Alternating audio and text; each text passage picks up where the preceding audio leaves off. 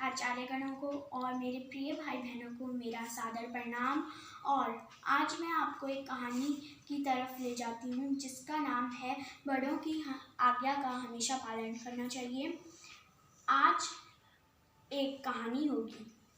जंगल था एक और उसमें एक शेर शेरनी और उनके 2 बच्चे रहते थे और वहाँ पे बहुत सारे पशु पक्षी भी थे और एक बहुत विशाल झरना था।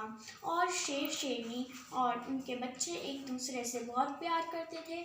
और एक दिन शेर और उनकी बीवी को बच्चे बोलने लगे कि माँ पापा मुझे झरने की तरफ जाना है और मुझे बहुत प्यास लगी है। तो शेर शेरनी दोनों बच्चों को लेकर झरने की तरफ जाने लगे और फिर बच्चे गए झरने की तरफ और सब ने भर पेट पानी पिया।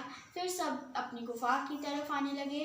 फिर बाप ने बोला कि बच्चों हमेशा एक बात सीख लो कि कभी भी हमारे बिना तुम्हें जंगल में नहीं जाना है। बहुत खतरा हो सकता है वहाँ पे और बहुत सारे विशाल जानवर भी हो सकते हैं। और फिर शेर सो गया और फिर अगले दिन बच्चे और शेर शेरनी सब उठ गए और फिर शेर शेरनी गुफा से बाहर निकलकर अपने भोजन की तलाश में गए। और फिर बच्चे उठे और फिर बच्चों ने सोचा कि चलो हम चलते हैं। तो जो छोटा बच्चा था उसने बोला नहीं भैया हम नहीं चलेंगे, माँ पापा ने बोला है कि नहीं जाना है, वहाँ पे बहुत सारे विशाल जानवर भी हो सकते हैं और बहुत खतरा भी हो सकता है। फिर बड़ा बच्चा और छोटे बच्चे के बीच में झगड़ा हो गया। फिर बड़ा बच्चा बोलता कि मैं जा रहा हूँ, तुम्हें नहीं जाना तो मत जाओ। और फिर उसके बाद शेर का बच्चा बड़ा बच्चा जाने लगा और फिर उसने भर पेट पानी पिया झरने से।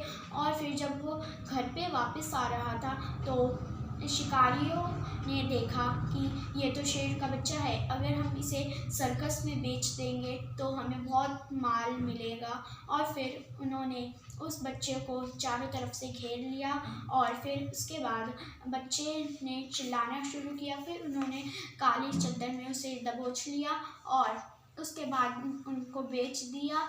फिर बच्चा रोने लगा और फिर बेच दिया उन्होंने।